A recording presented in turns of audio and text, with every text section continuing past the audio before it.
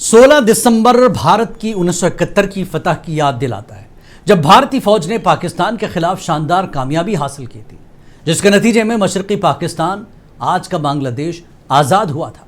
इस जंग में 93,000 पाकिस्तानी फौजियों ने भारतीय अफवाज के सामने हथियार डाले और बांग्लादेश के क़याम ने एक नए दौर का आगाज़ किया। भारत ने बांग्लादेश की आज़ादी में अहम किरदार अदा किया था। साबिक़ वज़ीर आज़म इंदिरा गांधी का बड़ा अहम किरदार और बहुत ही बोल्ड स्टेप था। लेकिन आज दोनों ममालिक के ताल्लुकात में कशीदगी बढ़ चुकी है। हालिया सियासी वाक़यात जैसे शेख हसीना का भारत में पनाह लेना और बांग्लादेश के भारत मुखालिफ बयानात ने दोनों के दरमियान सियासी अख्तलाफात को मज़ीद गहरा कर दिया है।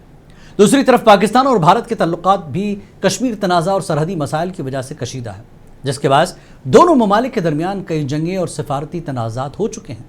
16 दिसंबर का दिन इस बात की याद दहानी है कि तारीख के छाँव में कई पेचीदा मसाइल और कशीदगियाँ छुपी हुई हैं। क्या भारत और बांग्लादेश के ताल्लुकात में मज़ीद कशीदगी आएगी? क्या पाकिस्तान और भारत के दरमियान अमन मुमकिन है? या फरवरी में होने वाले बांग्लादेश के इंतखाबात के बाद जो सियासी तस्वीर सामने आएगी, उसके बाद भारत क्या स्टेप लेगा, ये आने वाला वक्त ही बताएगा। इस पर आपकी क्या राय है? कमेंट्स में अपनी राय ज़रूर दें और मज़ीद ऐसी खबरें देखने के लिए हमारे चैनल को सब्सक्राइब करें और देखें ग्लोबल सिनारियो पर खुसूसी पेशकश बियॉन्ड बॉर्डर्स रोज़ाना रात 9:30 बजे सिर्फ मुनसिफ टीवी पर।